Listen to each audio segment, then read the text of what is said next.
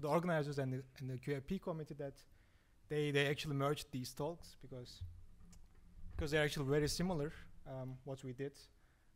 So the first paper, the title is Characterizing Topological Order with Matrix Product Operators, and it's a joint work of 7 people, except me. Dominic is also inside of the audience. There's Nick, Michael, Jutho from Ghent, Norbert from Aachen, and Frank from Vienna and Ghent. And the title of the Oliver's work is Matrix Product Operators, Local Equivalence, and Topological Order. So for this merge talk, we prepared with Oliver one set of slides. I will present them, and we will take the questions together with Oliver. So first, I want to guarantee that this is not a typical condensed matter talk, but also don't expect any channel capacity or asymptotic or non-asymptotic quantity. And this talk, well, it's better to tell what this talk is about instead of what this talk is not. It's a talk about ground state spaces of many-body lattice models, which are long-range entangled and topology dependent. So for those who are not familiar with these 3 things, I will explain them later with one simple, famous example. But now let's see what we will see in slides. I will first try to motivate why topological order is important from quantum information point of view and also from condensed matter point of view. And then I will give a quick overview of tensor network states. Then I will define what we did in these works. So I will define axioms for topological order for the tensor network states. And then I will give 2 famous examples, twisted quantum doubles and string-net condensed states. And I will show that we actually cover these kind of states in our axioms. So in our characterization, these states, we can explain them. And then I will end with, I will finish with some future interactions. So yeah, Kitao has this idea that if you want to, there's the one way to be inherently strong against the local noise is to encode your logical qubits in the topological data.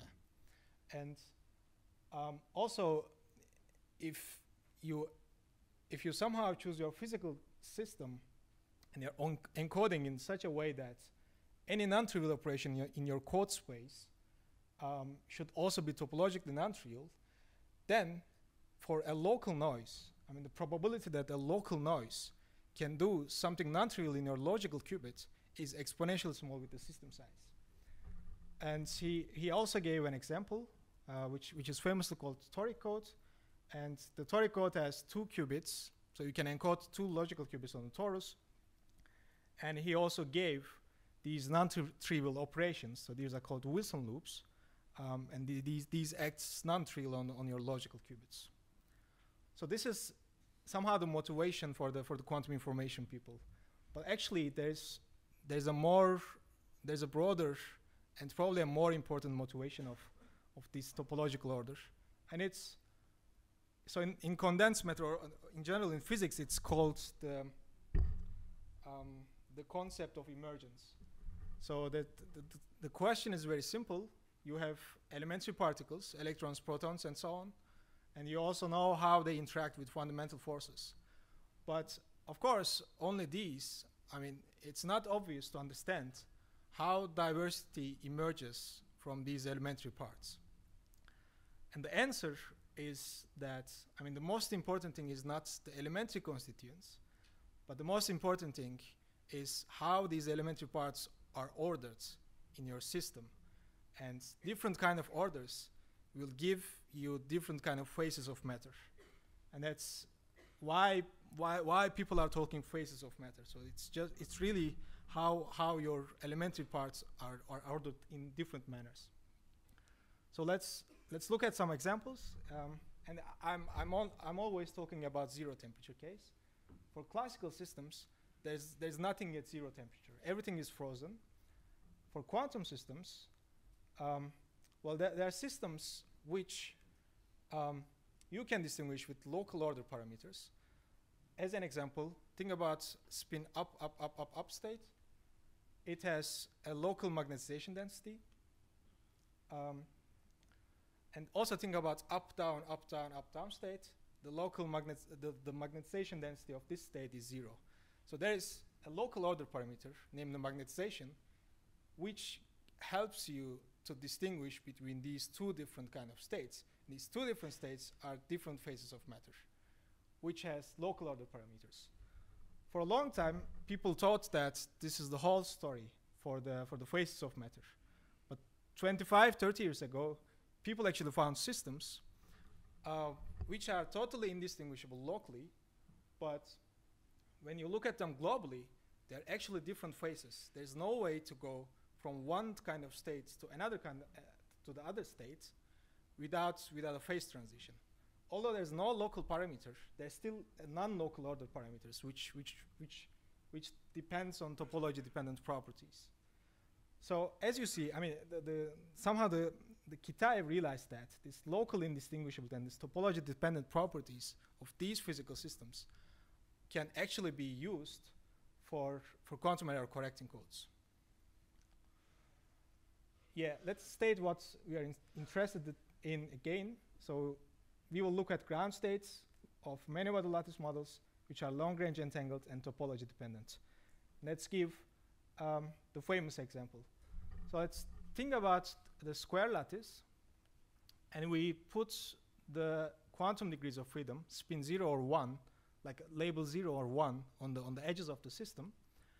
I won't go into the details, but if you solve this Hamiltonian on the torus, and if you try to find the ground state, you will find 4 ground states.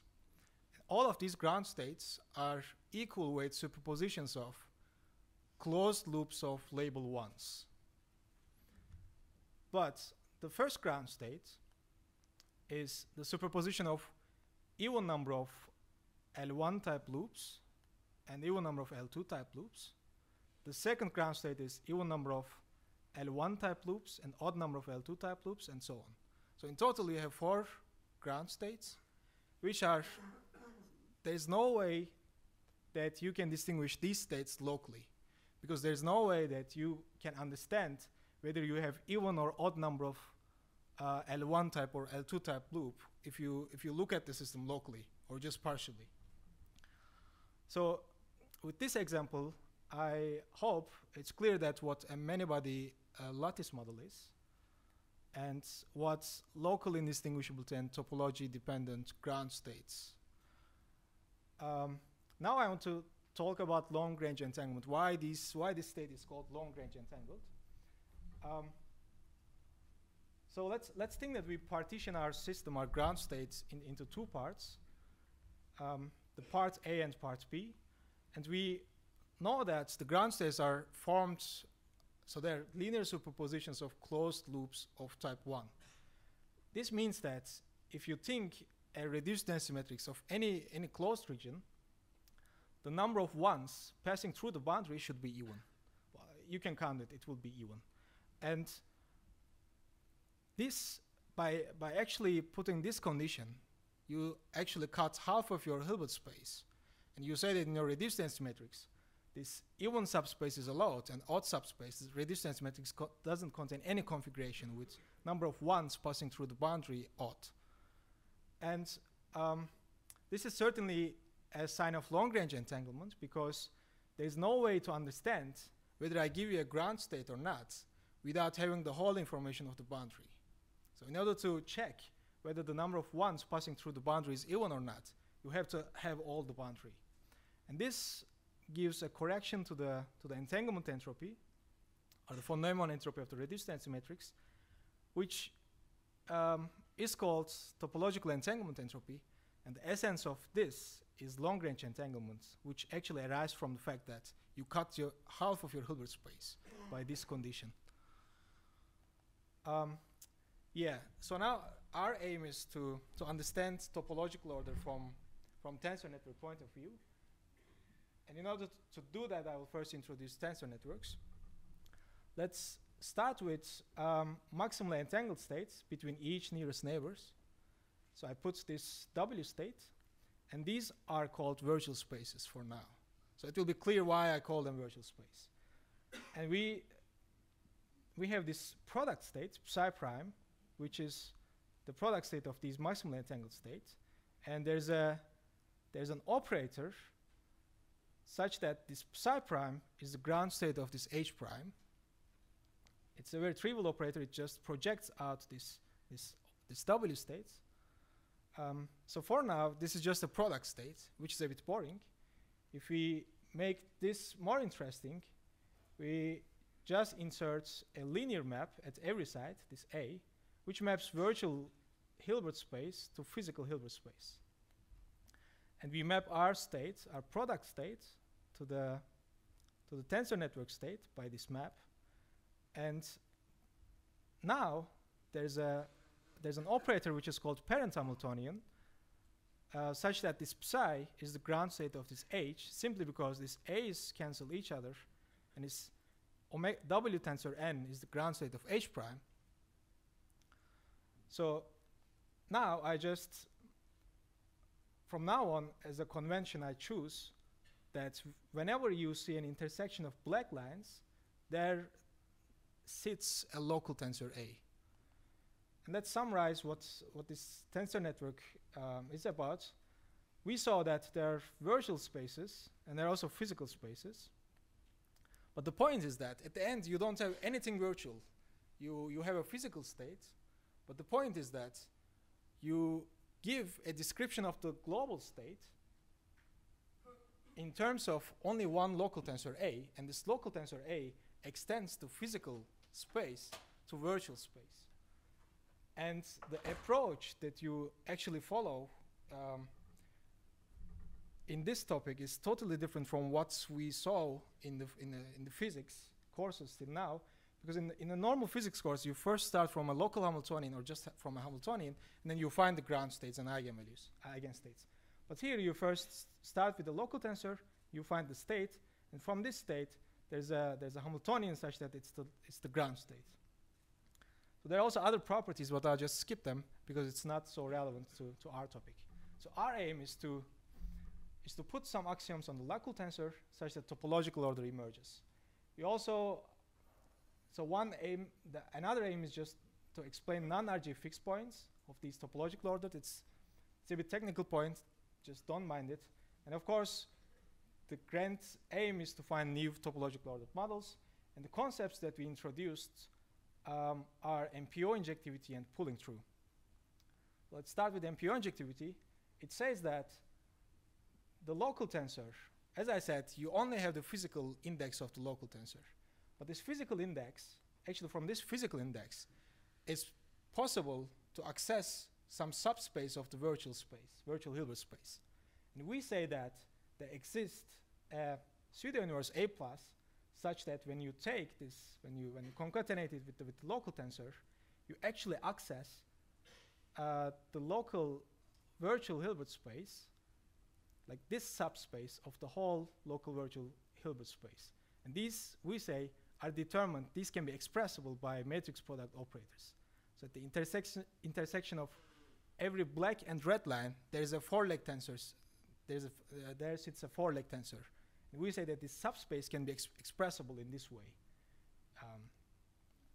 So till now, there's nothing topological. Now we introduce the condition that will lead to topological order in tensor network states. So the motivation is that, I mean, on the physical level, there are Wilson loop operators, these non-trivial operators on the chord space. These are totally independent of the local details. So it doesn't matter if you locally deform this operator. And in our framework, in tensor network states, what we do is to carry everything on the physical level to the virtual levels. And I say that this matrix product operator is actually the non-trivial loop operators, the analog of non-trivial loop operators on the physical level. These are non-trivial loop operators on the virtual level. And they should be locally deformable to anywhere you want on the lattice. And we came up with this condition, which we call pulling through, because this is the local tensor, this is the MPO, and I pull MPO through the lattice, through the local tensor, and I obtained right-hand side. And if you work all the details, you will find that the ground states are actually determined by a tensor Q, which connects itself to the lattice with matrix product operators. And you just have to find linearly independent states that will come out of all possible Q tensors. So now I will start to give examples. The first example is twisted quantum double models, but let's first see what twisting toric code mean. Twisting means something very simple on the ground state level. So this is the toric code ground state. It's the superposition of loops, closed loops. And I say that, okay, if I have even number of closed loops, then I give a +1 phase. But if I have odd number of closed loops, I give a -1 phase to the configuration. These two states seem very similar to each other, but they're actually similar on the global level. They're totally different phases. If you want to go from this state to this state, in the thermodynamic limit, there's no way to do it with physical local operations. So they're really, these two states are in different phases. So let's look at the general case. It's been found that this is the local tensor for twisted quantum double models. It's determined by these k, j, and gamma. These are the virtual indices. These are the physical indices. And these omega is a special phase that depends on these three group elements. So here one important point is that these physical indices, I, j, k, are uniquely determined from the virtual indices, alpha, beta, and gamma. So you can ask, why don't I use I, j, k in the description of omega, and why I use this virtual space, this virtual degree of freedom? That's actually the whole point of twisting. If you don't add this gamma, you cannot twist your state. In order to see it very quickly, there are like certain omegas which are different if you define them with k, j, and gamma, but they would lead to same omega if you would define them with I, j, k. So by actually extending your definition of omega to virtual space, you obtain more models than the quantum doubles. So you can twist your quantum double model. Well, I just showed the MPOS, the matrix product operators. They're again these omegas, these special phases, which depends on the group element. So now this is the pooling tree condition for the twisted quantum double models. This is our local tensor.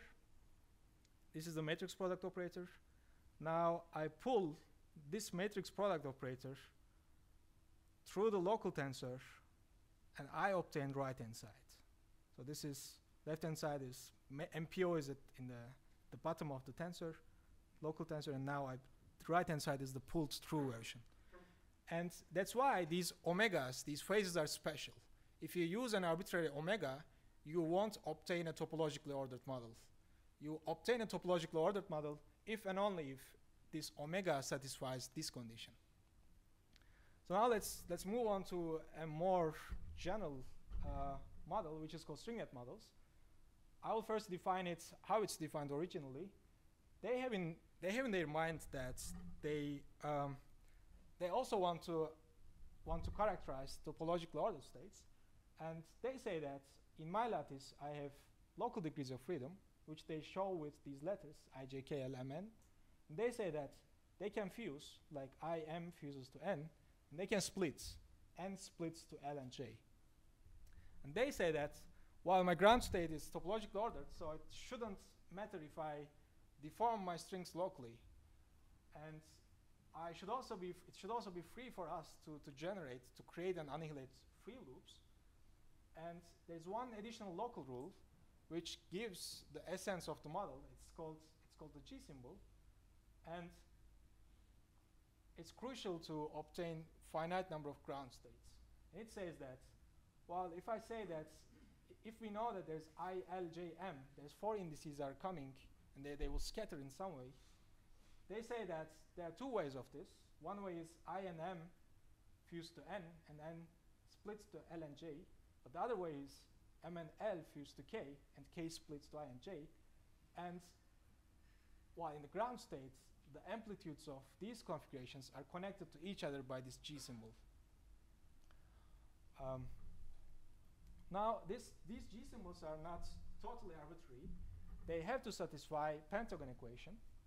And this equation has to be satisfied because we have only one ground state. And it's in this ground state, let's say we have this configuration and this configuration. And if we apply this local rule, there are two ways to go from this configuration to this configuration. One way is this, the other way is this. And this is called Pentagon equation simply because this, well, this just looks like Pentagon. So let's give the tensor network part of the story. This is the local tensor, which is this G symbol, which has been found in these two papers. And we found that actually the matrix product operator is the same G symbol as the local tensor. And let's look at the pulling through condition. This is the local tensor. This is the matrix product operator. And I pull my matrix product operator through the lattice, and I obtain right-hand side. So if you choose an arbitrary G, you won't obtain a topological ordered model. If you want to obtain a topological ordered model, it has to satisfy this equation. And maybe surprisingly, maybe not so surprisingly, this is actually the Pentagon equation itself. I will just give you a hint. At left-hand side, I have 3 G symbols. At right-hand side, at left-hand side, I have 2 G symbols. At right-hand side, I have 3 G symbols, and a sum over n. And this is nothing but this equation. This is left-hand side. This is right-hand side. Yeah, so the last thing that I want to mention is that so we somehow characterize the MPOS, which leads to topological order, but we didn't say anything about classification till now. And a classification is actually possible. We say that M is equivalent to M prime if this local projector is equal to another local projector, which is constructed by M prime up to some local equivalence. So these are local operators that you apply on the physical level. So the important thing is that there are layers of these local equivalence. The first layer is the trivial layer when you apply just product of diagonals. So if these matrices are only diagonal, then what you get is actually the so-called group cohomology. But if you also use non-diagonal elements here, you get something called group automorphisms, which is beyond group cohomology. And this, you can actually go further with MPOs if you use matrix product operators with these for these blue objects. And these somehow corresponds to the concept which is called Morita equivalence. So now let's summarize. We saw that quantum error correcting codes are very much related to phases of matter. We saw that tensor network states are very natural to describe and study ground states of physical systems. And we saw these axioms for topological order, which is called MPO injectivity and pulling through. And at the end, we saw that we can also classify these MPOs, which is called local equivalence, and there are actually different layers of these local equivalence. So let's give some future directions.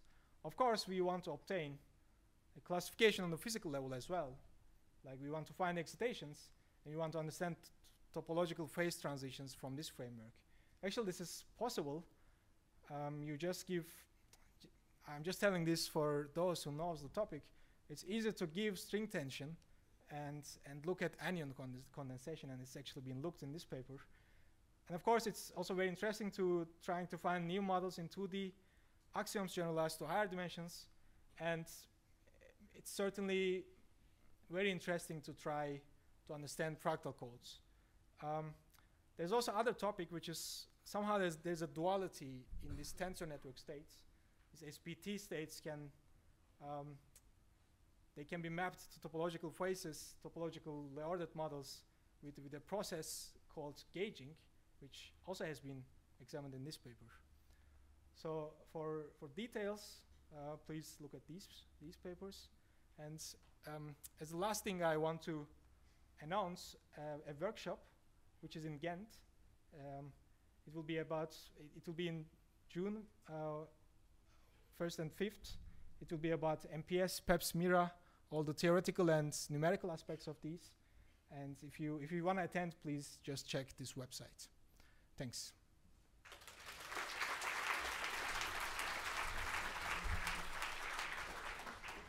Okay, so now there's time for some questions. So, yeah, the mic's just coming. Hi, can you represent quantum doubles of continuous groups? I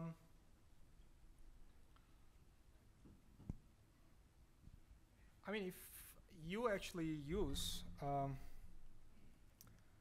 I guess, if these lines are the representations of the continuous group, it might be possible, but to be honest, I'm just, I don't know it in detail.